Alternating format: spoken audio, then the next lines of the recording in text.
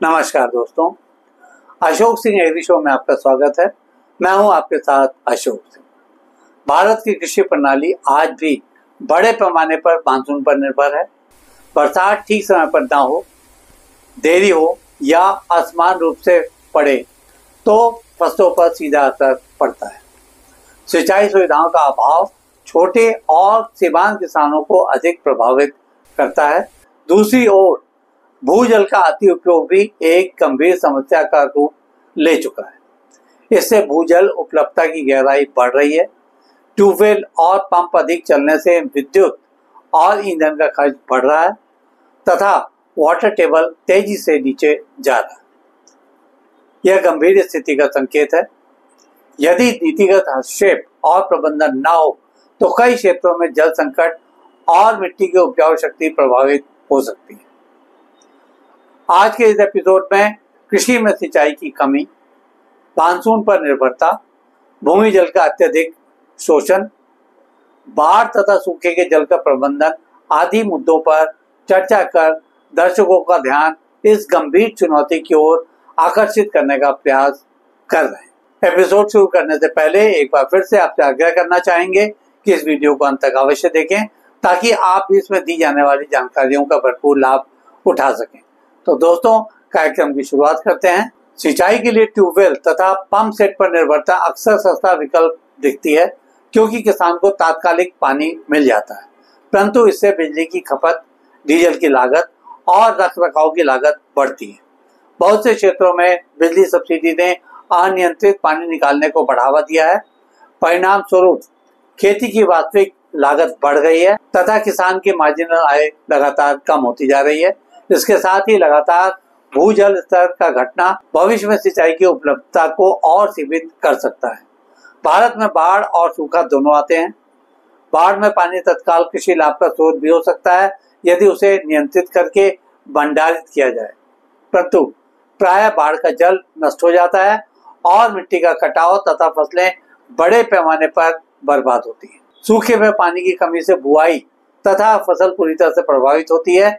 इसलिए आवश्यकता है कि बाढ़ के समय अतिरिक्त जल को संग्रहित करके सूखे के समय उपयोग किया जाए। इसके लिए मानसून जल का संचयन और भूमि में पुनर्भरण, rain and flood water harvesting की नीति पर अमल किया जाना जरूरी है। ग्राम स्तर पर छोटे छोटे खेतों में farm pond, check dam, percolation tank बनाए जाने चाहिए। इनसे न केवल जल भंडारण होता है बल्कि वर्षा जल आकस्मिक रूप से भूजल स्तर को भी बढ़ा सकती है। नदी घाटियों में बहाव को रोककर आवश्यकता अनुसार अस्थायी स्टोरेज बनाना भी एक अन्य प्रभावी विकल्प हो सकता है। इससे भावी बाढ़ के दबाव को भी कम किया जा सकता है। लगातार गिरते ग्राउंड वाटर स्तर को रिचार्ज यानी कि मैनेज्ड एक्विफायर रिचार्ज करने के लिए नालों, तालाबों और टैंकों के माध्यम से भूजल स्तर को बढ़ाया जा सकता है। जहां भूजल स्तर तेजी से नीचे गिर रहा हो वहां यह प्रभावी रणनीति हो सकती है। इसी तरह से शहरी नालों और ड्रेनेज का संयोजन कर शहरी भूजल स्तर में बढ़ोतरी की जा सकती है। सूक्ष्म सिंचाई यानी माइक्रो इरिगेशन के विभिन्न विकल्पों का प्रयोग बढ़ाकर जल बर्बादी को कम करना भी इस क्रम में कारगर हो सकता है। इसी तरह से ड्रिप और स्प्रिंकलर जैसी तकनीकों का व्यापक विस्तार भी महत्वपूर्ण है। ऐसे में जल उपयोग दक्षता काफी बढ़ जाती है। कई मामलों में 40 से 70% तक पानी की बचत संभव हो पाती है। केवल पंप या ईंधन पर ही नहीं बल्कि माइक्रो इरिगेशन किट पर भी दीर्घकालिक सहयोग दिया जाना चाहिए। पहले बनाए गए कन्वेंशनल कैनाल और चैनल के आधुनिकीकरण की ओर भी ध्यान दिया जाना चाहिए। लीकेज और रिसाव को कम करने के लिए चैनलों की लाइनिंग, पाइपलाइन बदलना और स्मार्ट गेट्स लगाए जाने चाहिए। इससे जल की बर्बादी घटेगी। कैनाल निगरानी के लिए सेंसर या स्मार्ट मीटरिंग का उपयोग किया जाना चाहिए ताकि वास्तविक वितरण और उपयोग को मापा जा सके। खेती में फसल विविधीकरण और फसल प्रबंधन पर ध्यान दिया जाना भी जरूरी है। सूखा प्रतिरोधी तथा कम जल आवश्यकता वाली फसलें विकसित कर इन्हें उगाए जाने के लिए किसानों को प्रोत्साहित किया जाना चाहिए। फसल रोटेशन, मल्टी क्रॉपिंग तथा ड्राईलैंड एग्रीकल्चर से जल दबाव घटता है। इसी तरह से अनियंत्रित पंपिंग पर अंकुश लगाना भी आज की जरूरत है। सब्सिडी की धनराशि को माइक्रो इरिगेशन, रिचार्ज परियोजनाओं और सौर उत्पन्न पंपों की ओर मोड़ा जाना चाहिए। इसके लिए सामुदायिक और संस्थागत उपाय भी अपनाए जाने जरूरी हैं।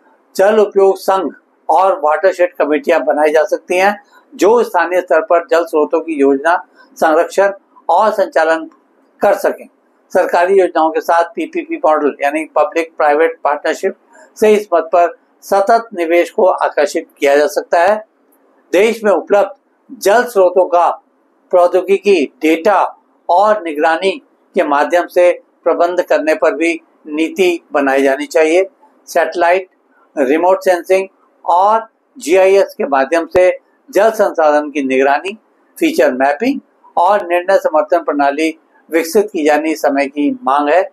उपचारित शहरी अपशिष्ट जल को कृषि उपयोग के लिए उपलब्ध करवाया जाना भी एक बड़ा जल स्रोत बन सकता है, लेकिन इसके लिए सुरक्षित जल उपचार के मानदंड तय किए जाने अनिवार्य है। जल संकट की ऐसी स्थितियों से निपटने में अन्य देशों में किस तरह की रणनीतियां अपनाई गई हैं, जरा ऐसे प्रेरणादायी उदाहरणों पर भी गौर कर लेते हैं। इजराइल में ड्रिप इरिगेशन, वाटर रिसाइकलिंग और ब्रैकिश वाटर उपयोग में काम किया जा रहा है। यहाँ पर पानी की आर्थिकी और तकनीक का संयोजन उनके कार्यक्रमों को सफल बनाता है।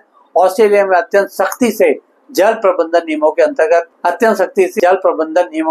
किया जाता है, इसलिए जल बर्बादी पर पूरी तरह अंकुश है।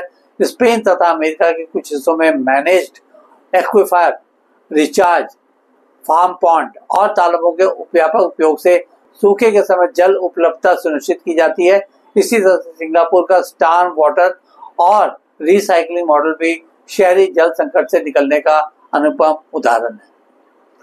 आज के एपिसोड में बस इतना ही दोस्तों। कल एक नए विषय पर चर्चा करने के लिए दोबारा इसी समय पर हाजिर होंगे। दोस्तों, अगर आपको ये वीडियो पसंद आया हो तो इसे लाइक करें, शेयर करें और हमारे चैनल को सब्सक्राइब करना ना भूलें। आपके पास कोई सवाल या सुझाव हो तो कृपया कमेंट बॉक्स में लिखें। हम आपके सवालों को जवाब देने के लिए हमेशा तैयार हैं। कल फिर एक और नए विषय के साथ आपसे मुलाकात होती है। तब तक के लिए नमस्कार।